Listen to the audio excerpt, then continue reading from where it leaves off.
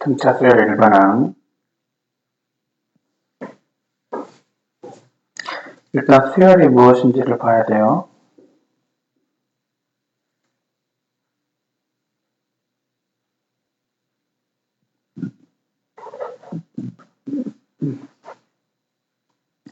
어떤 일정한 규칙에 따라 차례로 나열된 수의 열을 수열이라고 합니다. 나열된 값수를 그 수열의 항이라고 합니다. 항. 오케이? 항이다라는 거. 그 다음에 유한수열은 항의 개수가 유한계인 거. 무한수열은 항의 개수가 무한히 많은 거. 항의 수란 항의 개수를 항수. 끝항은 마지막 항. 자, 일반항이란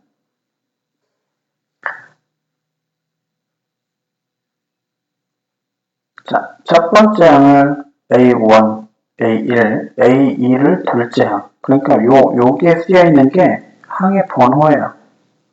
오케이? 근데 AN, 요걸 n번째 항이라고 해. n째 항. 자, 요것을 뭐라고 하냐면 AN을 일반항이라고 합니다. 즉, 모든 항의 값을 표현할 수 있는 거예요. 즉, AN이 뭐라고 되어 있잖아요. AN이 무엇이다라고 되어 있으면 n에 관한 식으로 되어 있어요. n에 관한 식. n에 관한 식으로 되어 있는데 요 n에 1을 집어넣으면 여기 식에도 1을 집어넣는 거예요. 즉, fx라고 하는 함수식과 같은 거예요. fx는 x에 관한 식이잖아요. x에 관한 식으로 되어 있잖아요. 그죠? 그래서 f1을 하면 이 x에 관한 식, x값에다 1을 대입을 하죠. 마찬가지인 거예요. 여기 n에 1이 되면 이 n에 관한 식에 1을 넣어서 계산 결과가 나오죠. 그럼 그게 첫 번째 항의 값이 되는 거고, n에다가 2를 넣었을 때 식에서 나오는 계산 결과가 두 번째 항의 값이 되는 거예요. 그러니까 그 값들의 특징을 보고 AN 일반항을 만들어주는 거예요. 오케이? 자, 이거. 그래서 그 수열을 AN만 나타내면 각 항의 모든 것을 다 한 방에 나타낼 수 있는 거예요. 그래서 일반항이라고 하는 거예요. 오케이? 자, 등차 수열. 등차가 같은 차이를 보이는 수열이에요. 자, 얘는요. 앞에 항에다가 일정 값을 더해서 바로 다음 항이 만들어져요. 오케이? 그러면 요게 n번째 항이라고 하면 n번째 다음의 항, n번째 항보다 하나 많은 항, 이게 n 플러스 1이거든? n번째 다음의 항이 n 플러스 1이에요. n번째보다 바로 앞에 있는 항은 뭐가 되냐면 n-1번째 항이라고 해요. 자, 요 a n번째 항을 얘다가 요 같은 차이를 뭐라고 하냐면 공통된 차이라고 해서 공차라고 그래요. 오케이? 공차를 여기서 영어로 D라고 표현합니다. 앞에 항에다가 공차를 더해줘서 다음 항을 만든다. n에다가 1을 넣으면 A 첫 번째 항에다가 D를 더하면 A 두 번째 항이 된다. 뭐 이런 거예요. 오케이? 이게 이렇게 표시되는 거. 요것을 등차 수열이라고 합니다. 오케이? 그 다음에 얘를 이항하면 이렇게 돼요. 다음 항에서 그 전에 있는 항을 빼면 뭐를 알아낼 수 있다? 공차를 알아낼 수 있다.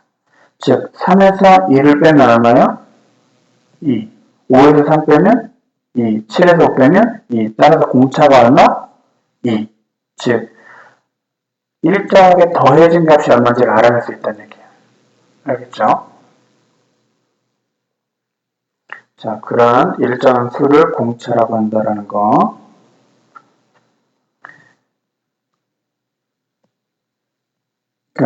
그럼 1차, 등차수열의 일반항은 어떻게 구하느냐? 이거 알려줄게요. 자, 잘 보면, A 첫 번째 항의 값을 A라고 합시다. 그러면 A 두 번째 항의 값은 첫 번째 항의 값에다가 공차를 한번 더해주는 거예요.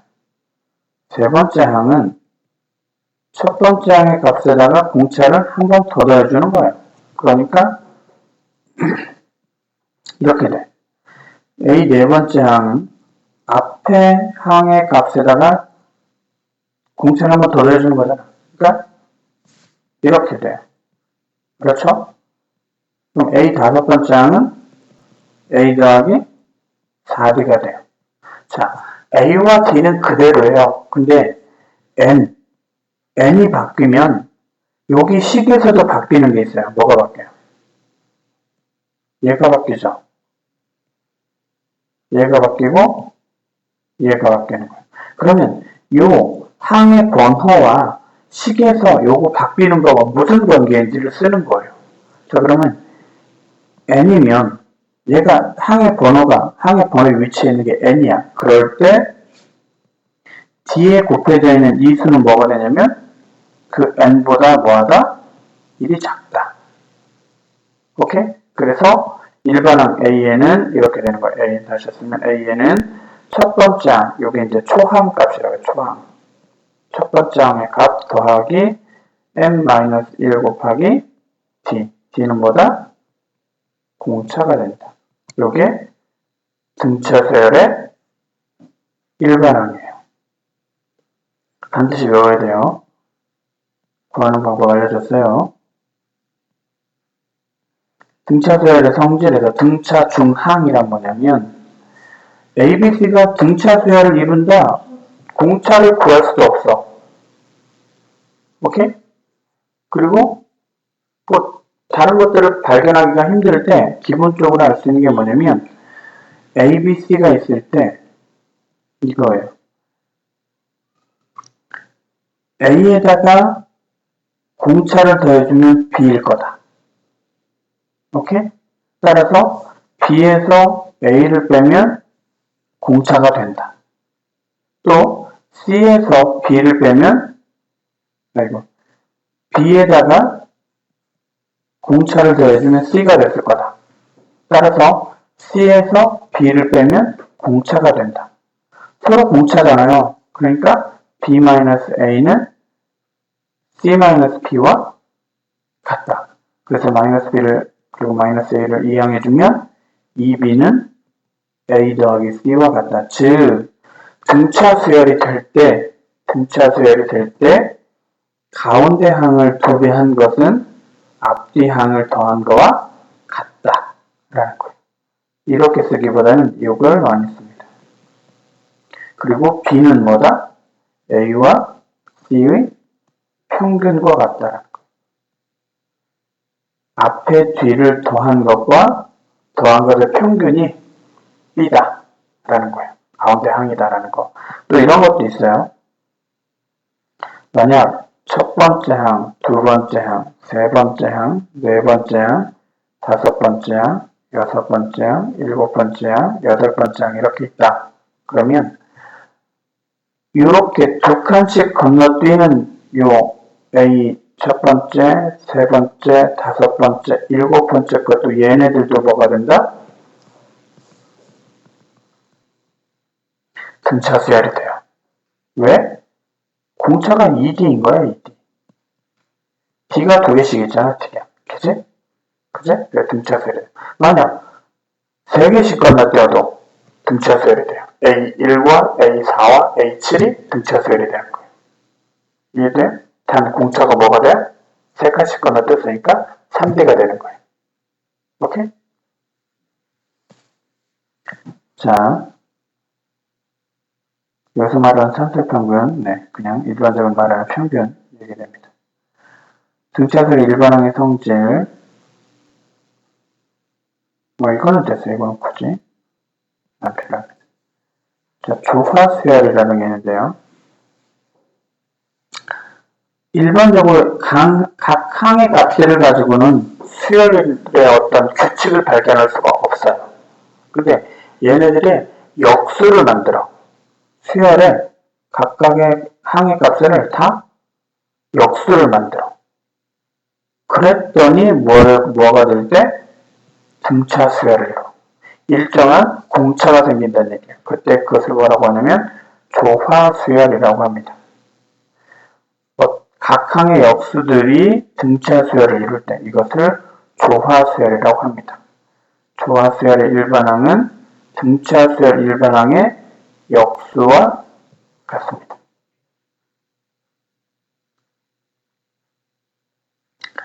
자, n분의 1이 a1분의 1 더하기 n-1 곱하기 d 이렇게 쓰는데 조화수열이 그렇게 많이 쓰이진 않아요. 왜냐하면 수능에 나온 적이 없다. 조화수열.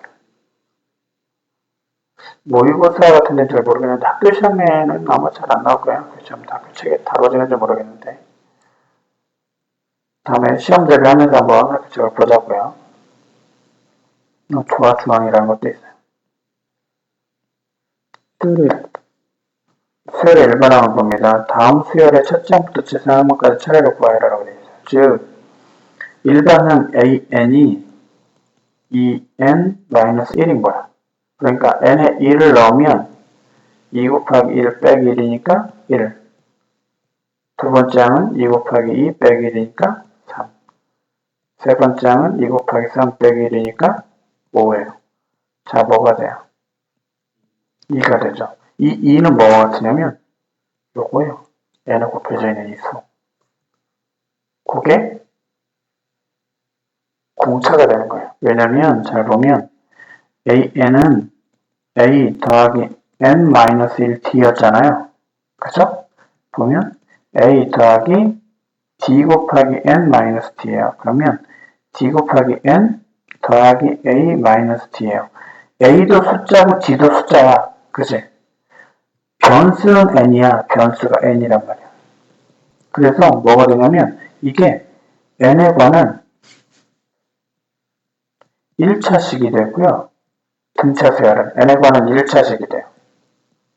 오케이? n에 관한 1차식이 되는데 그때 요 n에 곱해져 있는 이 n의 개수가 얘가 공차가 되는 거예요. 오케이? 그것이 이렇게 됩니다. 자, 그 다음에 3의 n제곱 플러스 1이에요. an이. 그럼 a1은 3의 1제곱 더하기 1이죠. 그럼 뭐가 되냐면 4가 돼요. 오케이? 그 다음에 a2는 3의 제곱 더하기 1이 되죠. 그럼 얼마나 되냐면 10 되죠. 그죠? a3은 3의 세제곱 더하기 1 되죠. 그래서 28 됩니다. 오케이? 요건 뭔가 발견하기가 어렵죠? 그죠? 얘는 6, 얘는 18. 여기가 3배. 요건 개차 수열에서 배울 거예요. 자, 이렇게 됩니다. 135, 40, 28 이렇게 됩니다. 자, 그러면 일반항을 어떻게 구해내느냐라는 거야. 알겠어요? 일반항을. 자, 마이너스 11에다가 어떻게 해야 마이너스 8이 되죠? 3을 더해줘야 되죠? 마이너스 8에다가 마이너스 5가 되려면 3을 더해줘야 되고 3을 더해줘야 되죠. 그죠? 오케이? 자, 그러면 공식을 이용하는 거예요. a는 a 더하기 n-1 d인데 a는 뭐다? 요건 초항이다. 초항. 첫 번째 항이다. 첫 번째 항. 뭐? 마이너스 11이다. 더하기 n-1은 안 바뀌어요. d는 뭐다? 3이다. 그래서 계산하면 여기서 3n 마이너스 3이 나오니까 3n 마이너스 14가 되겠다. 그래서 최종적으로 a는 3n 마이너스 14다. 이렇게 해주면 되는 거예요. 오케이? 자, 그 다음 여기는 뭐 하면 돼요? 마이너스 3. 마이너스 3? 마이너스 3이죠. 똑같아요. 초항 6이고 n-1 곱하기 마이너스 3이니까 마이너스 3n 플러스 3이라서 an은 마이너스 3n 플러스 9다 라고 해주는 거예요. 이렇게 an을 구할 수 있습니다. 그 다음 등차 수열의 일반항의 성질을 보면 자, 일반항 an이 이런 수열이 등차 수열임을 보여라. 그럼 뭐 첫 번째 항이 8이고 두 번째 항이 5 곱하기 2 더하기 3이니까 13이고 A3이 5 곱하기 3은 15 더하기 3이니까 18이고 A4가 23이고 따라서 뭐다? 공차가 5다. 그러니까 등차수열이다. 이렇게 이제 설명하면 되는 거예요. 이렇게 이렇게 되어 있는데 굳이 이렇게 안 하고 그냥 일일이 다 구해서 해줘도 됩니다. 등차수열의 한 구하기 A31항이 85예요. 45항이 127이래요. 오케이. 근데 첫째 항과 공차를 구하래요. 항수가 나오고요. 각 항의 값이 나왔어요. 그러면 이렇게 쓸 수가 있네요. AN이 A 더하기 N-1D인데 N이 지금 31이라고 줬단 말이야. 그죠? 그러면 A 더하기 30D야. 그죠? 근데 이 값이 85인 거야. A45는 45번째 항은 A 더하기 44D인 거야. 그죠? 이게 127이라고 줬어. 그러면 이 두 식을 딱 봐요. 문자 두 개, 식 두 개. 그럼 A와 D 값을 알아낼 수 있죠. 그래서 밑에서 위에 걸 빼. 밑에서 위에 걸 뺀단 말이야. A 없어지지. 44D에서 30D 빼. 그럼 뭐가 돼? 14D야. 127에서 85 빼. 그럼 뭐가 되냐면 42네요. D는 얼마야? 3이야. D3 여기다 넣어. 그럼 A 더하기 92, 85야. 그럼 A는 마이너스 5야. 첫 번째야. 그래서 첫째야. 마이너스 5, 공차 3. 이렇게 그려도 100번째 항을 구해라. 그럼 이렇게 되는 거지. A가 마이너스 5에다가 더하기 100번째 항이니까 99 곱하기 3 되겠죠? 그래서 얼마냐? 9327, 9327은 297 빼기 5니까 292 되겠네요. 그죠? 그 다음에 175는 몇 번째 항인지 구해라.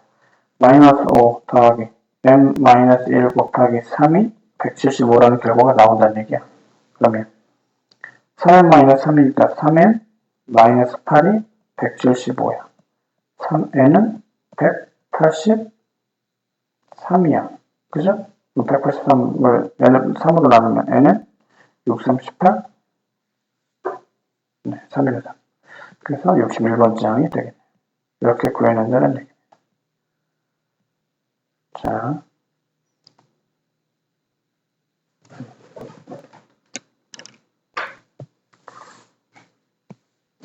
몇 페이지냐 이렇게.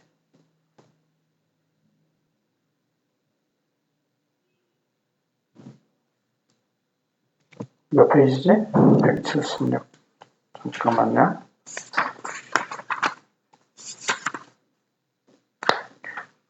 다음 시간에 177페이지부터 설명을 할게요.